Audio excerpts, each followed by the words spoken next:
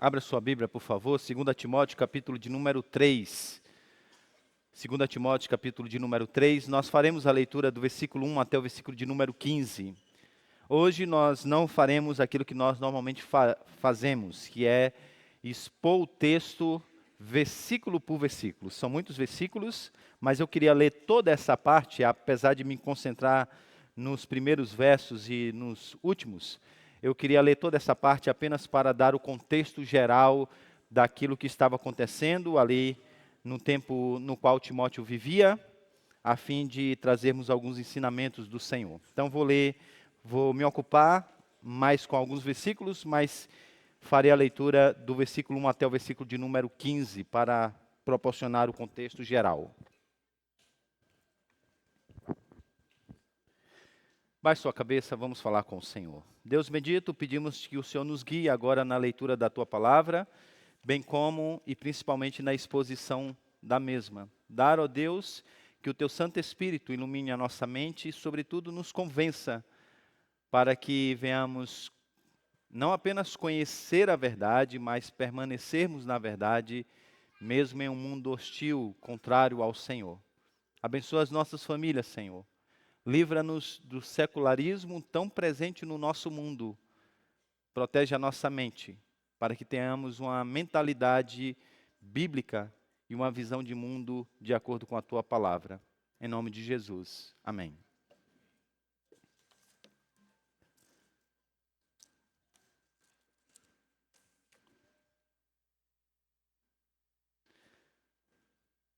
Saiba que nos últimos dias sobrevirão tempos difíceis. Isso porque os homens serão amantes de si mesmos, apegados ao dinheiro, arrogantes, orgulhosos, blasfemos, desobedientes aos pais, ingratos, ímpios, insensíveis, irreconciliáveis, caluniadores, sem domínio próprio, cruéis, inimigos do bem, traidores, impetuosos, soberbos, mais amantes dos prazeres do que amantes de Deus. Embora tenham uma aparência de piedade, negam o seu poder. Afaste-se destes também. Estes são os que se introduzem pelas casas e seduzem mulheres vulneráveis, carregadas de pecados, as quais se deixam levar por toda espécie de desejos. Elas estão sempre aprendendo, mas jamais conseguem chegar ao conhecimento da verdade. Como Janes e Jambres se opuseram a Moisés, estes também resistem à verdade. Esses homens têm a mente depravada e são reprovados na fé. Contudo, não irão longe, pois a insensatez deles se tornará evidente a todos, como no caso daqueles dois. Entretanto, você tem seguido de perto o meu ensino, a minha conduta, o meu propósito, a minha fé, a minha paciência, o meu amor, a minha perseverança, as perseguições e os sofrimentos que enfrentei, coisas que me aconteceram em Antioquia, Icônio e Listra. Suportei essas perseguições e o Senhor me livrou de todas elas. De fato, todos os que desejam viver piedosamente em Cristo Jesus serão perseguidos. Contudo, os perversos impostores irão de mal a pior, enganando e sendo enganados. Quanto a você, porém, permanece nas coisas que aprendeu e das quais tem convicção, pois sabe de quem as aprendeu. Porque desde criança você conhece as Sagradas Escrituras, que são capazes de torná-lo sábio para a salvação por meio da fé em Cristo Jesus.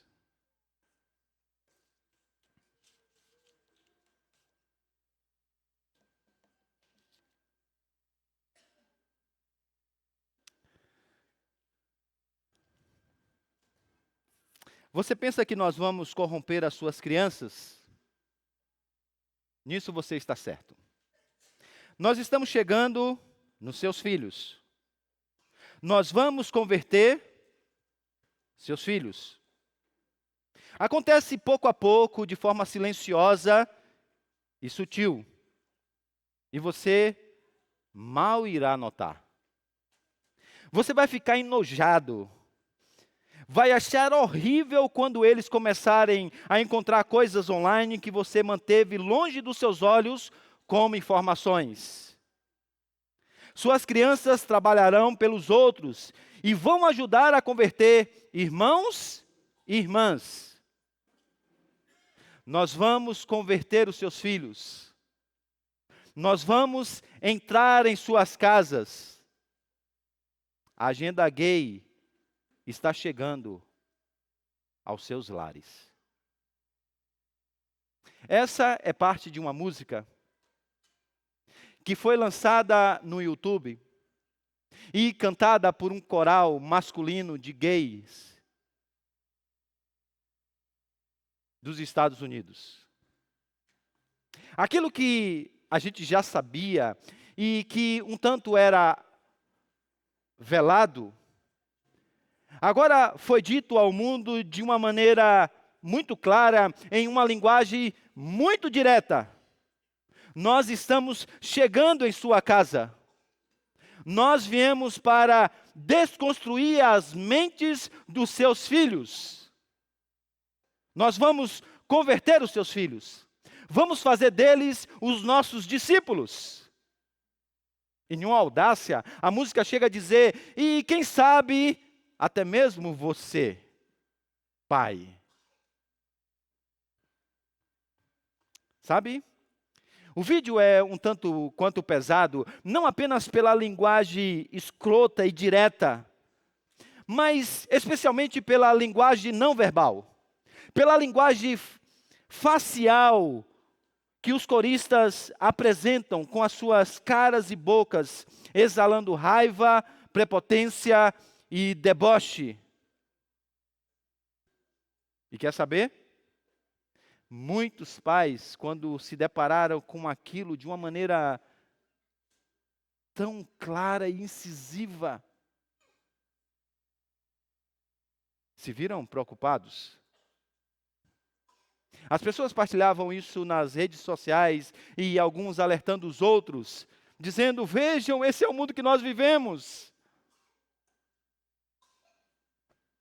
Mas quer saber? Você não precisa se preocupar com essas coisas. Sabe, todas as vezes que o erro foi colocado diante da verdade, as pessoas temente a Deus normalmente seguiram a verdade.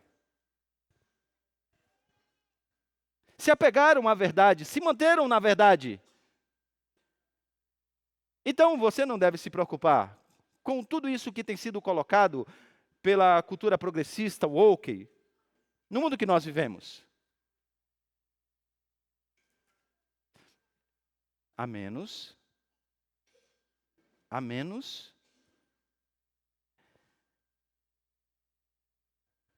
que você não tenha discipulado e não esteja discipulando o seu filho na verdade. A menos que ele esteja entregue às telas,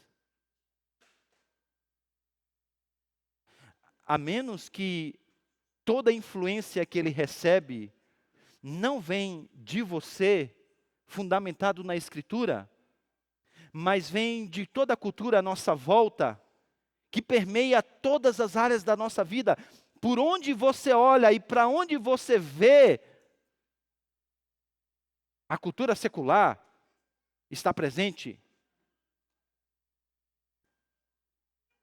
Bem, se esse é o caso, então você tem com que se preocupar. Se esse é o caso, talvez você tenha que considerar tudo que precisa ser dito aqui. Talvez você precisa reassumir o compromisso que Josué fez juntamente com todo o povo naquela época. Eu e a minha casa serviremos ao Senhor e será um lugar de adoração. Se você prestou atenção na leitura do texto, você deve ter percebido que os primeiros versículos, eles são terríveis. Apresentam tempos que são difíceis.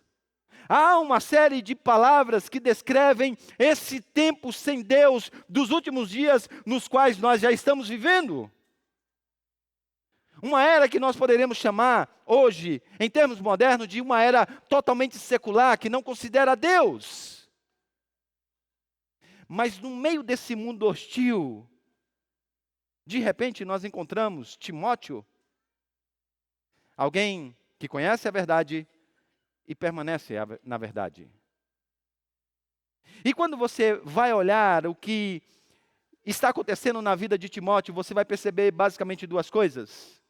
Timóteo passou por um profundo discipulado com o seu mestre, Paulo, como ele mesmo descreve. E segundo, Timóteo teve um discipulado muito profundo no ambiente da sua casa. E é exatamente isso que o ajuda agora nesse mundo hostil, sem Deus, permanecer na fé e seguir em frente, mesmo diante das mais terríveis perseguições. O que isso diz para nós? O problema não é viver em uma era secular. Isso é até inevitável. E digo mais, vai piorar. Talvez a questão que a gente precisa pensar é exatamente, e esse é o problema, é estarmos expostos em uma era secular, sem estarmos expostos a um discipulado verdadeiro da nossa vida e da nossa própria família.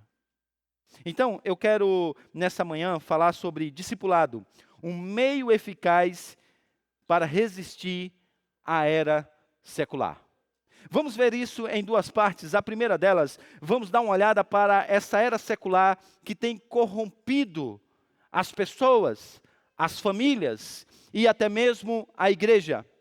E vamos depois dar uma olhada de como o discipulado pode ser um meio de formação que nos ajuda a resistir essa era secular.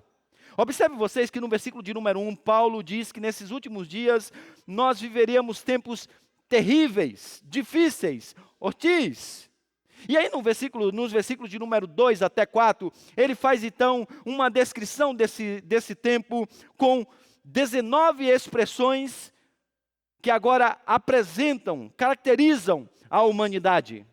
Olhar para essas 19 expressões demoraria muito tempo e talvez fosse até mesmo cansativo. Então eu queria apenas elencar aqui 3 termos que talvez sintetizam essa era secular que nós vivemos, que vem desde a queda. Observe que no versículo de número 1, ele diz que os homens nesses últimos dias seriam egoístas, depois ele diz que seriam avarentos, e aí no versículo de número 4, ele diz que esses homens seriam mais amantes, mais amigos dos prazeres do que de Deus. E aí se você for na língua original, você vai perceber que a raiz dessas palavras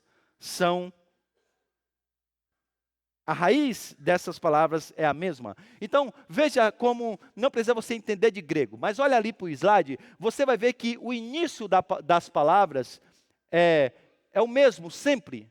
Então, observe que ele deveria amar a Deus, porque é para isso que nós fomos criados, amar a Deus sobre todas as coisas e o próximo como a nós mesmos, mas desde a queda nós eliminamos isso. E o secularismo tirou isso. E por essa razão, então, agora, o homem, primeiro, se voltou para si mesmo. E Paulo diz que ele, então, é amante de si mesmo. Depois, então, ele se voltou para tudo que é material. E é nos dito, então, que ele é amante do dinheiro. E também, ele é amante do prazer.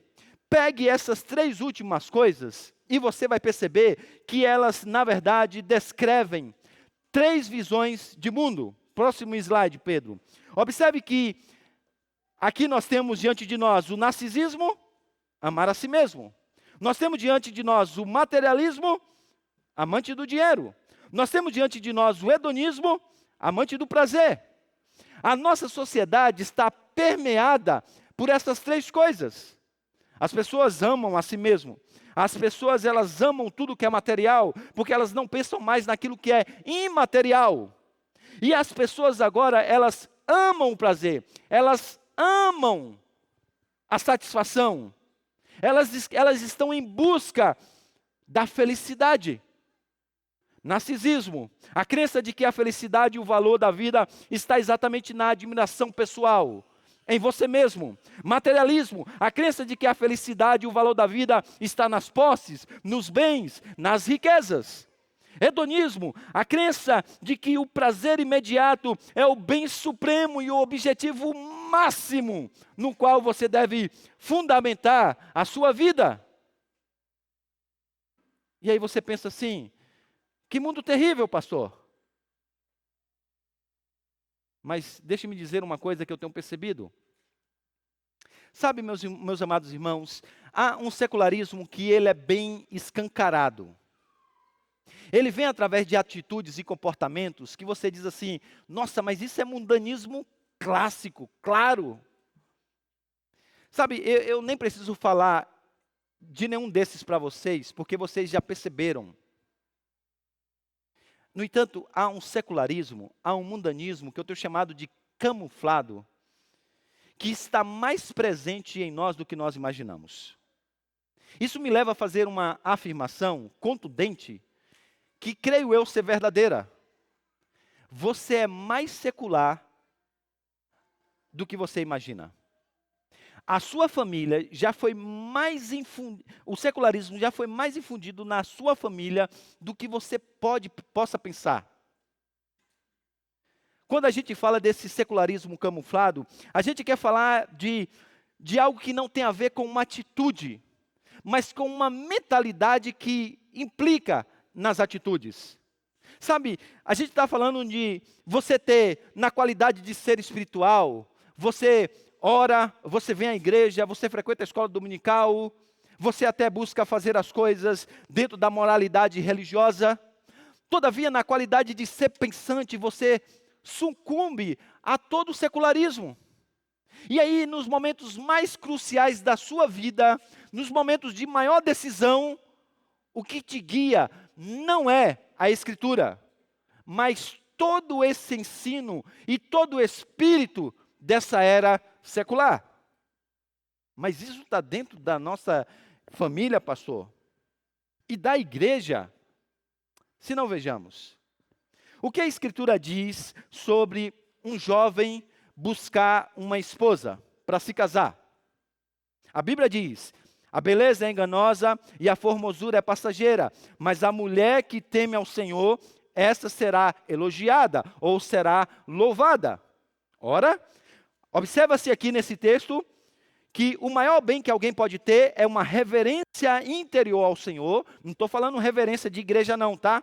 Há muito rostinho bonito dentro da igreja que o coração é do diabo. Uma reverência íntima, profunda ao Senhor e uma beleza, uma virtude interior. Agora, quando você, jovem, vai buscar alguém para se relacionar, a fim de formar uma família, o que você pensa? A grande verdade é que no topo da lista não está uma série de características espirituais. Ao contrário, porque a gente vive agora em um mundo materialista que idolatra a prosperidade, em um mundo narcisista que idolatra a estética. As principais características precisa ser bonito e rico. Não é crianças, não é adolescentes, não é jovens. A minha filha chegou a perguntar e indagar: pastor, mas aí não pode ser bonito nem rico? Não, filha, não é isso que eu estou falando. O que eu quero que você entenda é que isso não é a base para tomada de decisão. Porque quem pensa que é assim é o mundo. Mas veja vocês. A quantidade de pessoas que pensam assim no meio da igreja. Quantas irmãs você conhece que deixaram homens bíblicos para se casarem com homens ímpios simplesmente porque eles podiam oferecer essas duas coisas? Mas vamos passar de fase. Agora você casou. Bem, qual é o próximo passo? Mamãe e papai diz: olha, e quando que vai vir o neto? Não é assim? Já vem a cobrança já no primeiro ano. Bem, o Senhor disse que nós devemos então agora crescer e multiplicar. Inclusive, ter filhos é uma das maneiras de poder cumprir a missão no mundo. O islamismo está crescendo bastante porque tem muitos filhos. É a missão. E faz parte da nossa missão. Então, agora, termos filhos. Todavia, a gente vive em um mundo narcisista, hedonista, materialista. Por essa razão, os filhos são adiados e a quantidade é extremamente reduzida. Por quê? Porque os pais estão fazendo as contas. E eles estão percebendo que, fazendo as contas, olhando para a dinâmica familiar, um filho não cabe na vida do casal. Um filho não cabe na vida do casal. Considerando, pastor, o trabalho, o bem-estar, o conforto, as nossas viagens, sabe, a dinâmica da nossa vida familiar, não dá para ter um filho, pastor. Aí o que resta? Ser pai de pet e de bebê reborn, né? É isso, né?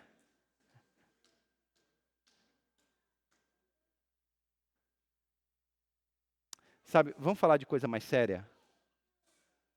O número de mulheres que abortam diante de uma gravidez inesperada no início da juventude é maior do que vocês imaginam. E você acha que não tem gente dentro da igreja com esse tipo de pensamento?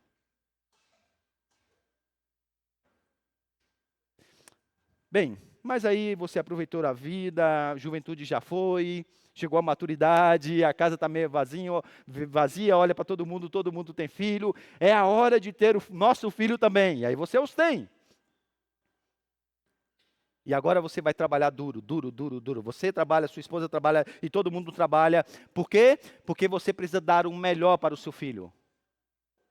Agora veja, esse melhor normalmente está ligado a coisas materiais.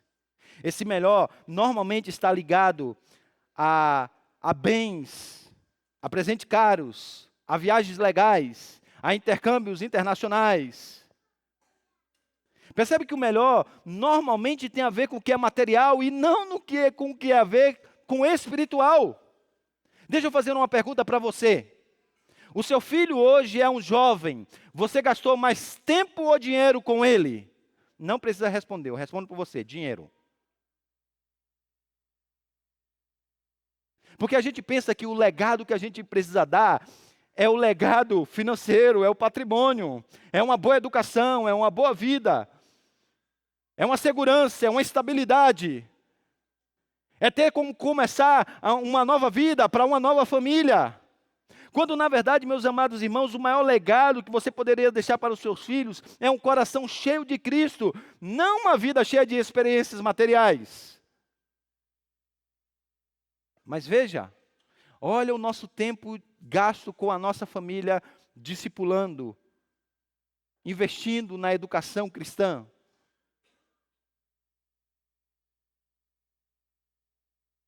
Sabe, mas o pior ainda estava por vir.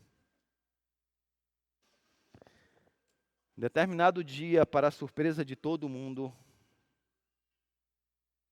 seu cônjuge chega para você e diz: olha,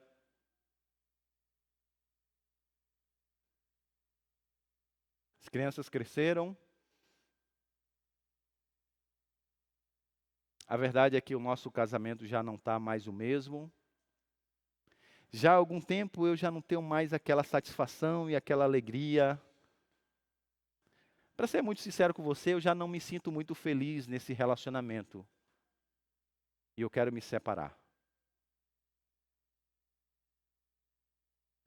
Mas uma união é fundamentada em um compromisso, não em um sentimento. Uma união é fundamentada em um compromisso, não em uma busca pela felicidade e a satisfação pessoal, egoísta. Agora eu vou deixar você para trás, deixar as crianças também a ver navio, porque eu quero ser feliz, mas em um mundo narcisista, hedonista, materialista, é assim. E vocês acham que isso que eu estou dizendo para vocês é é uma coisa que acontece aqui e depois de muito tempo acolá. Em 2022, segundo dados do IBGE, o Brasil teve 970 mil casamentos. Nesse mesmo ano, o Brasil teve 420 mil divórcios. Não precisa nem ser especialista em matemática para perceber que é quase um divórcio para cada 2 casamentos. Quando você senta para ouvir as histórias, você vai ver, a gente não se deu muito bem. As razões nunca são razões justificáveis para o divórcio. E você acha que não tem gente pensando assim no meio da igreja? Você acha que não tem casamento em crise no meio da igreja? Você acha que gente não está pensando de que, olha, essa vida está muito sofrida, viu? Estou meio cansado desse relacionamento. Já não me sinto muito feliz. Então perceba que, embora você possa, na qualidade de ser espiritual, vir para a igreja, orar, cantar, participar até mesmo das atividades da igreja, é bem possível que a sua mente seja conduzida por um pensamento que é do espírito da nossa época. E isso é mais comum do que você pode imaginar e pensar. De maneira que as suas decisões são fundamentadas não no que a Escritura diz, mas no que você sente, no seu próprio egoísmo, no seu próprio prazer, na sua própria felicidade. Aí você diz assim, isso não pode piorar, né, pastor? Quando o apóstolo Paulo, então, agora diz que algumas pessoas, tendo a aparência de piedade, elas negando o poder, elas agora se introduzem na casa de mulheres e seduzem essas pessoas vulneráveis, carregadas de pecados. E essas pessoas, então, agora se deixam levar por toda sorte de desejos. E essas mulheres estão sempre aprendendo, mas nunca conseguem chegar ao conhecimento da verdade. E agora a descrição é de toda essa filosofia, descrita nos versículos de número 1 a 4, adentrando para a igreja por meio de falsos ensinos mais variados possíveis. Quando você traz isso para a nossa cultura, você vai ver que isso está cada vez mais acontecendo. O secularismo está adentrando para a igreja. Agora é o mundo agora ditando como deve ser a vida da igreja, a adoração, os relacionamentos, casamento, o que é gênero.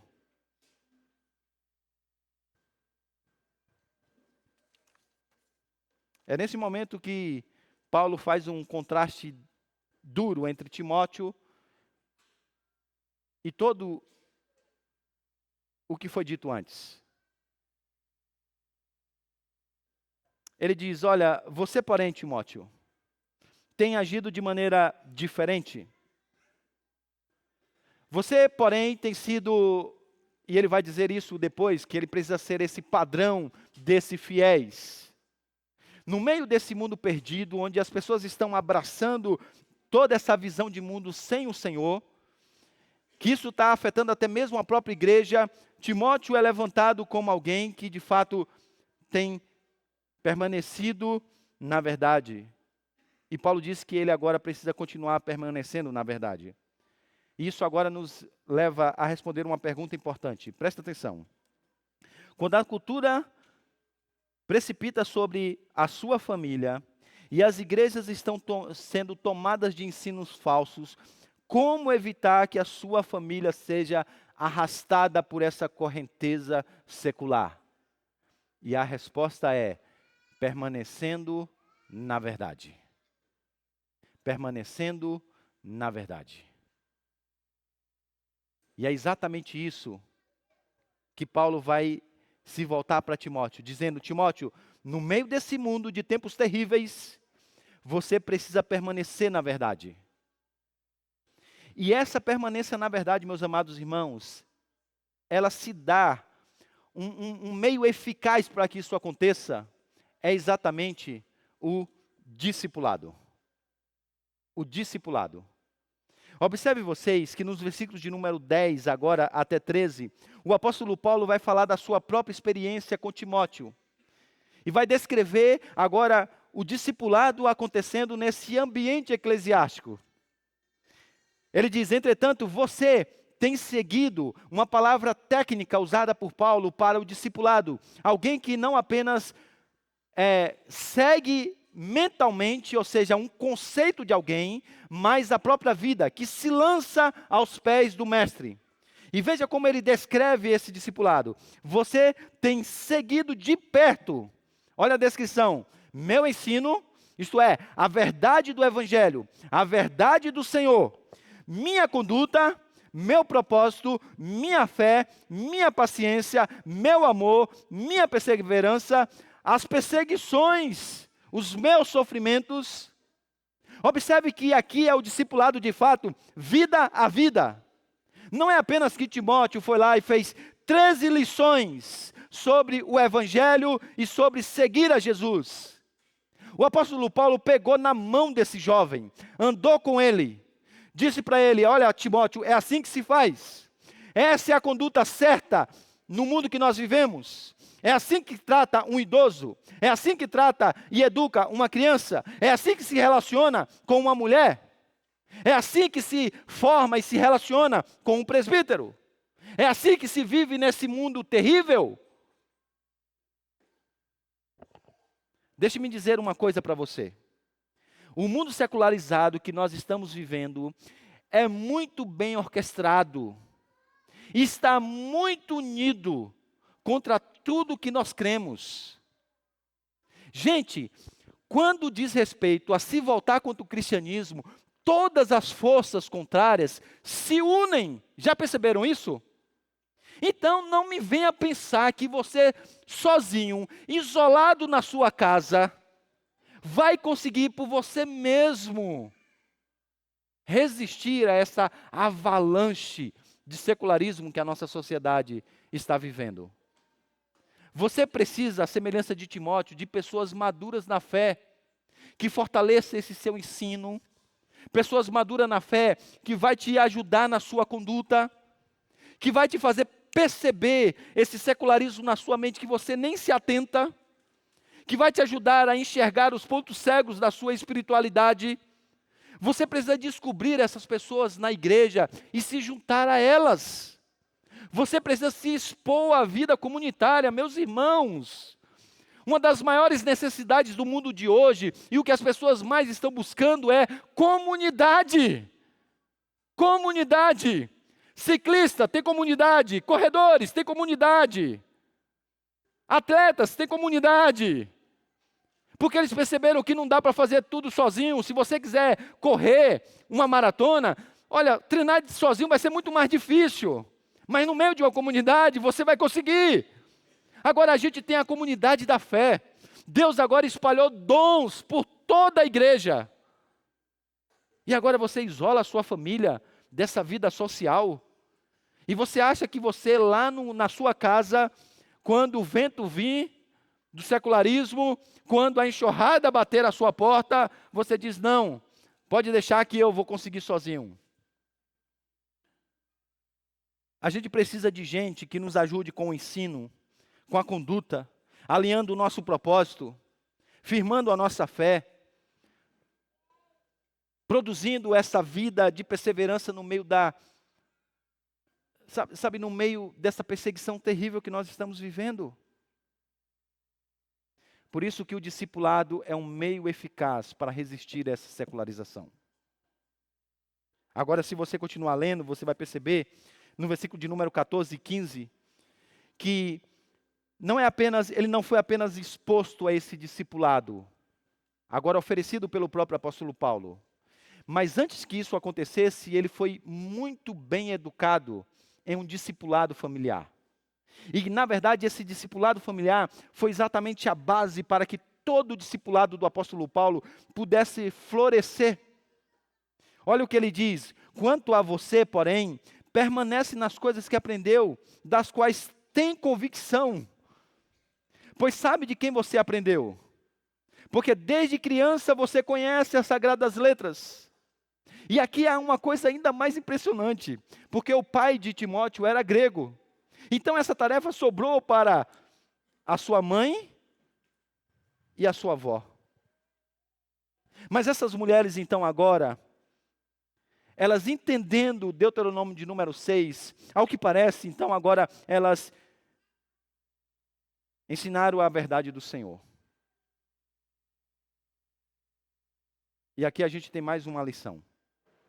Sabe, meus amados irmãos, a gente acha que o pastor disse que tem que ter culto doméstico em casa, a gente tem que orar com as crianças, né?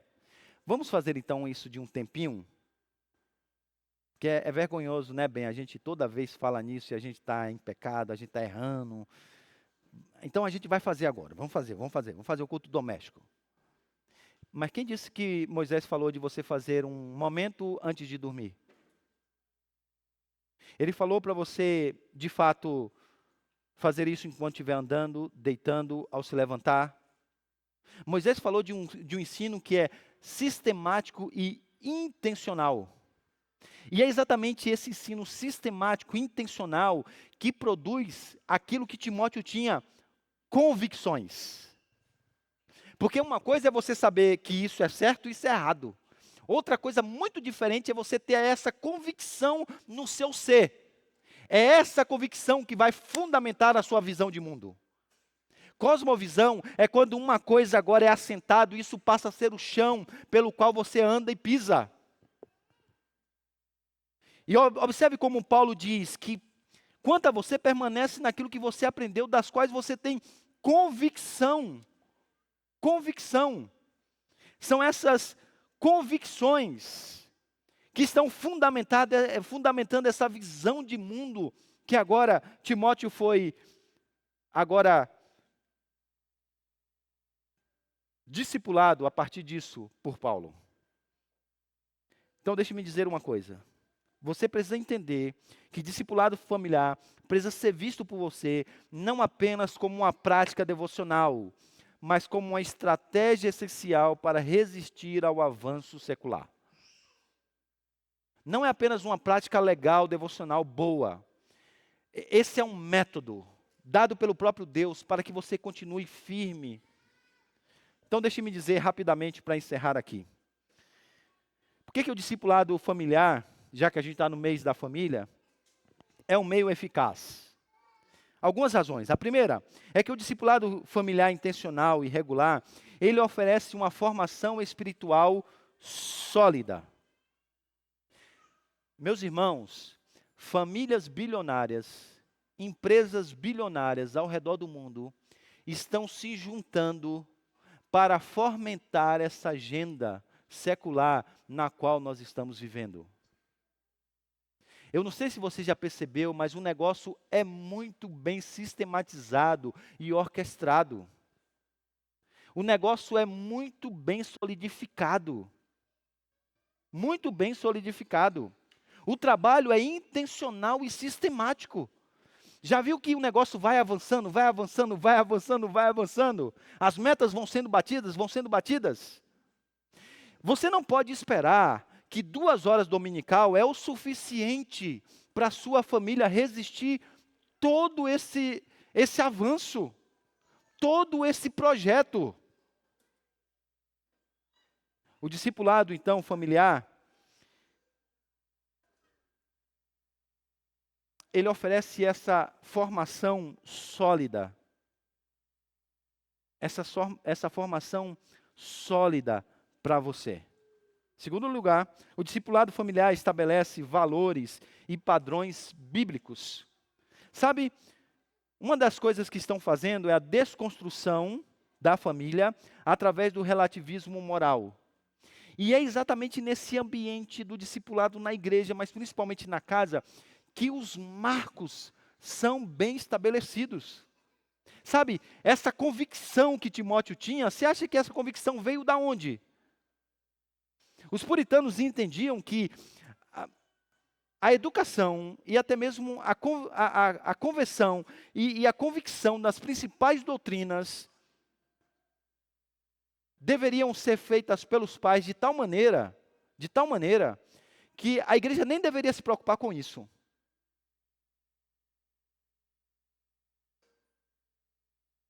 Os marcos precisam ser estabelecidos e a melhor pessoa para fazer isso é você que é pai. Você tem um tempo necessário, 1 hora, 40 minutos de culto, de pregação, 50 minutos de aula dominical não são suficientes, você precisa entender isso. A gente vai se esforçar enquanto igreja para tentar fundamentar esses marcos, mas é vocês que vão gerar essas convicções, através da ação do Santo Espírito de Deus. Terceiro, o discipulado familiar fortalece a autoridade e a proximidade dos pais. Sabe qual é uma das principais coisas que o mundo tem usado para avançar com toda essa agenda secular? Desconstrução das autoridades. Não é à toa que eles quebram marcos históricos, coisas importantes que servem como modelo de autoridade, porque eles entendem que precisam tirar todas as autoridades para então agora inserir novas autoridades que guiarão as novas gerações. Por isso que há esse rompimento de gerações. Por isso que há esse incentivo para que vocês que são adolescentes rompam com as autoridades dos pais, com a autoridade religiosa. Agora veja, o discipulado é um meio dessa autoridade que é atacada ser fortalecida. Porque por meio do discipulado diário, cada vez mais você vai ganhando autoridade enquanto alguém a ser ouvido. Cada vez mais você vai ganhar autoridade do seu ensino. E mais do que isso, a sua autoridade vai vir acompanhada de proximidade. Porque quando precisar de um conselho e tiver que ouvir alguém, você é a primeira pessoa. Você é o conselheiro inicial.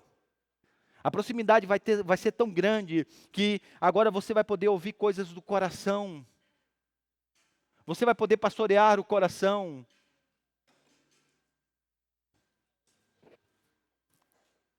Além disso,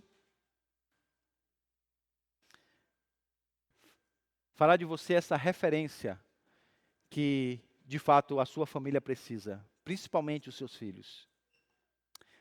Além disso, o discipulado familiar intencional, regular, forma no seu filho uma visão cristã que vai ajudá-lo a enxergar tudo mais à sua volta.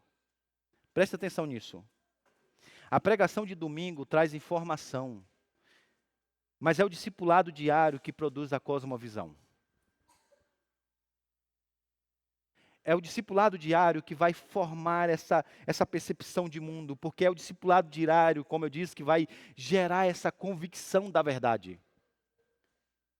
Aqui nós pastores dizemos as verdades, mas isso bate nos ouvidos, nem sempre desce para o coração. E agora o Senhor Deus, através do seu Santo Espírito, vai usar você que é pai, para que essa verdade possa ser sedimentada no coração. É por isso que Moisés diz, olha, você precisa inculcar a ideia de sedimentar isso. É por isso que tem que ter essa constância. Enquanto você anda, enquanto você deita, enquanto você faz isso, enquanto você faz aquilo. Porque é como uma coisa que precisa sedimentar.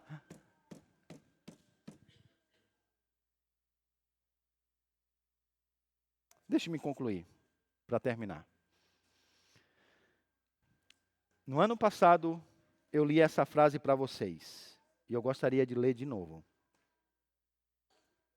Um educador disse: não será adequado para os cristãos simplesmente reclamar da impiedade da ciência ou da filosofia moderna, sem fazer o papel na educação no lar. Vou ler de novo. Não será adequado aos cristãos simplesmente reclamar da impiedade da ciência ou filosofia moderna, sem fazer o papel na educação no lar. Sabe qual é a conclusão que eu estou chegando?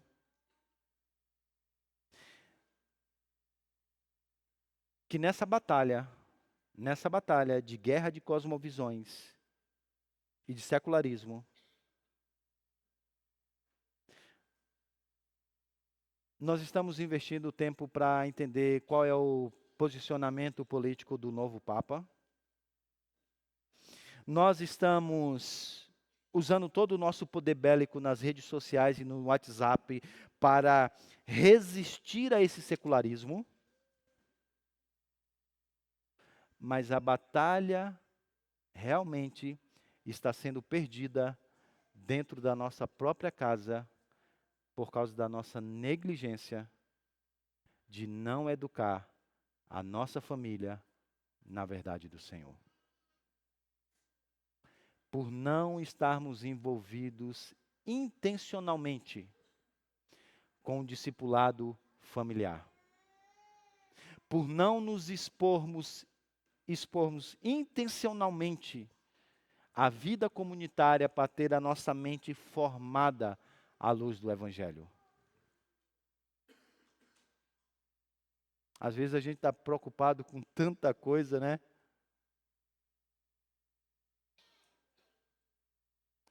A minha oração é que Deus de fato possa nos ajudar, para que a gente aproveite essas duas coisas que Deus nos deu. Para que Deus nos ajude a vivermos na vida comunitária, nos expondo aos dons dos nossos irmãos, e para que a gente intencionalmente discipule a nossa família no ambiente da nossa casa. Vamos orar?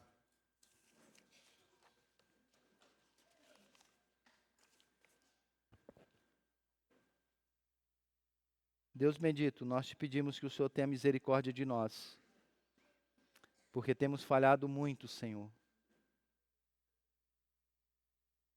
A nossa dieta mental tem sido marcada pelas coisas desse mundo.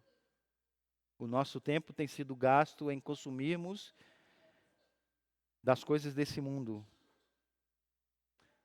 Seja coisas tão banais como aquelas que aparecem diante de nós nas redes sociais, como coisas importantes, mas secundárias. Às vezes, Senhor, a nossa preocupação é mais política do que espiritual. Ó Senhor, precisamos reconhecer enquanto chefes de famílias que temos negligenciado o discipulado no ambiente eclesiástico, mas principalmente no ambiente da nossa casa. Queremos te pedir que o Senhor nos perdoe, Senhor. E queremos te pedir que, a despeito de nós mesmos, o Senhor conduza a nossa família, livrando-as do secularismo. E peço-te, Senhor, que o Senhor levante do nosso meio cada vez mais pastores da própria família. Tem misericórdia das nossas famílias, Senhor. Fortalece-as, em nome de Jesus. Amém.